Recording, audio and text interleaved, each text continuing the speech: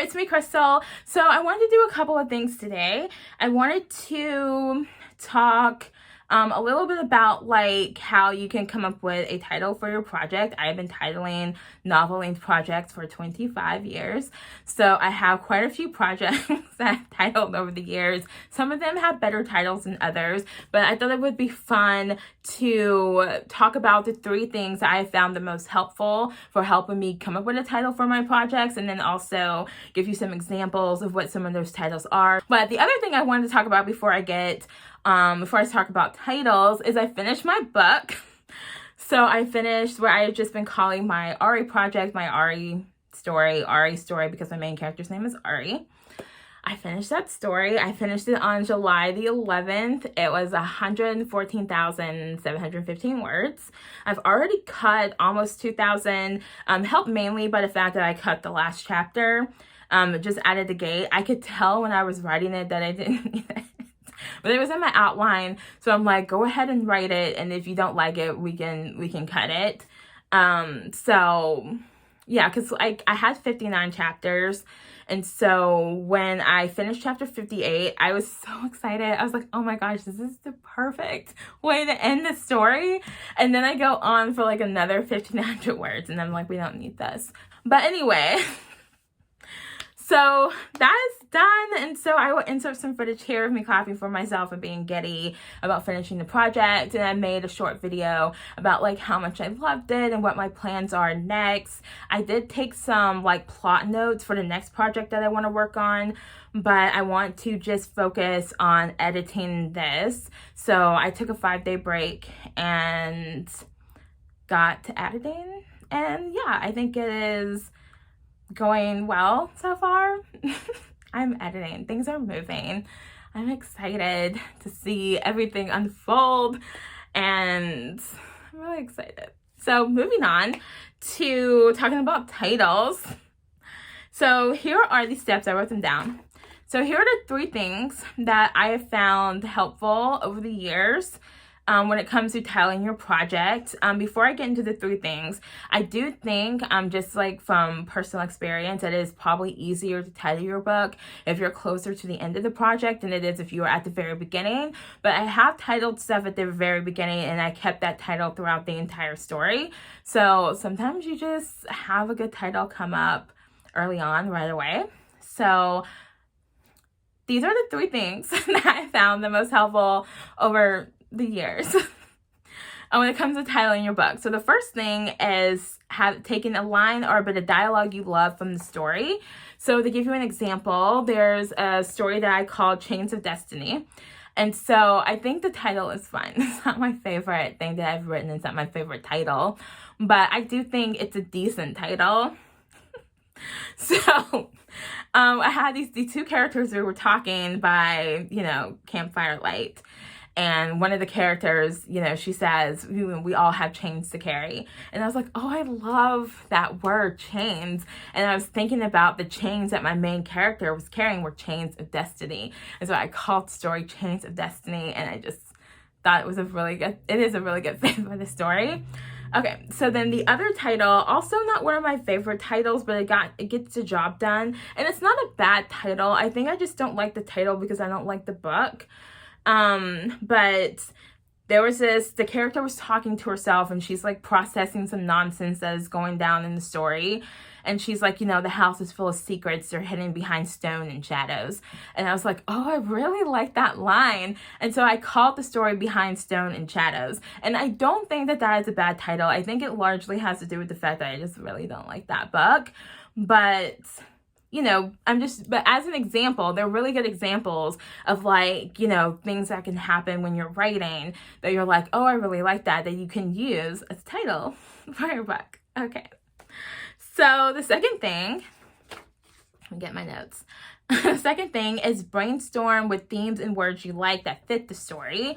So in this case, like in the case of Chains of Destiny, you write down the word chains, and then you start brainstorming titles around those chains. Like when I was trying to come up with titles for the book that I just queried, I like the word fall.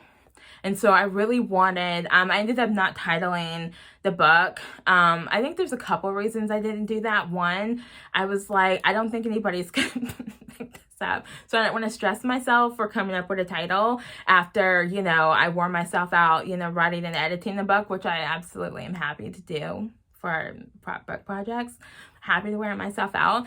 But I just didn't think it was worth wearing myself out to title it. Because I was like, if it got picked up, if I got lucky and it got picked up, they could title it whatever they wanted. I really don't care. And I'm like, if it's just going to sit on my computer, then I'm just going to pick one of the really long titles that I've always liked. So I called the story Winter, but I used to call it The Winter of Annalena Reichard. I also like The Fall of Annalena Reichard and The Haunting of Annalena Reichard, which is what I'm calling it. If it's just going to sit on my computer, I'm going to call it The Haunting of Annalena Reichard. But anyway, I really like the word fall. So some of the things I came up with was Girls Will Fall and Falling, Burning, Dying. None of those were really fitting the story well, but it just kind of gives you an example of like, you know, you take some words that you like the word fall, you know, like maybe darkness, maybe falling, maybe dying, you know, and you just start writing out titles. I'm holding the pen. I don't know why. I was taking notes with it earlier.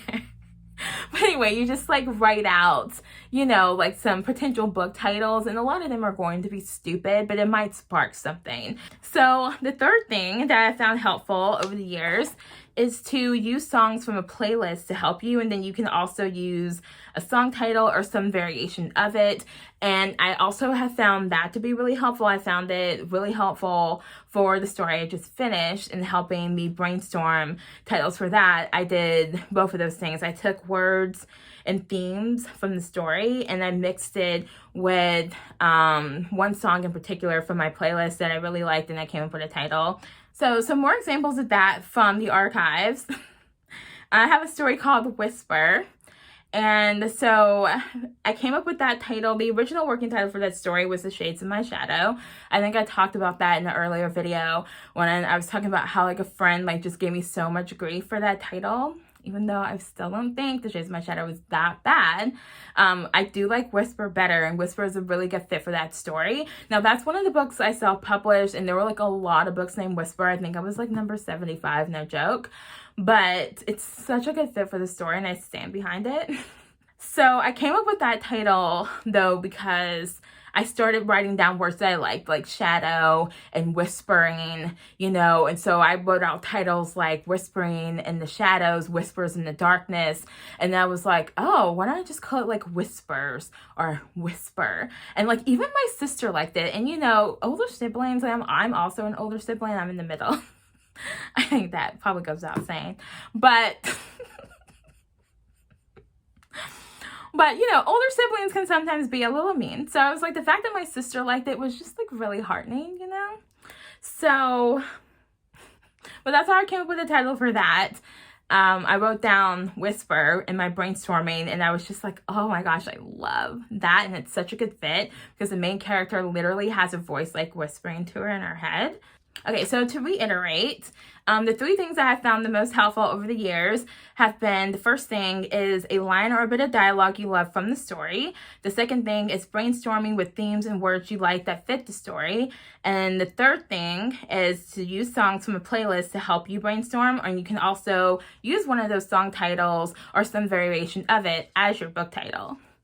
So I have my list of finished projects pulled up, and we're up to 24 novel-length projects, so that's good. It's so funny. I've averaged almost one a year, and I've had quite a few years that I did nothing. So we've had some really good writing years over the years. So some of my favorite titles, one of them is novel number 6. This is Played for Full. Hands down, one of my most favorite book titles on the list. This was pretty early on in my writing journey, though. I was in high school, and, you know, I had a lot to learn. I was practicing a lot. I call some of these early novels practice novels because I'm like, don't worry about it. Just, like, write, and if it's bad, we'll analyze why it's bad, and we'll try to do better in the next one. really good way to learn, I think, too.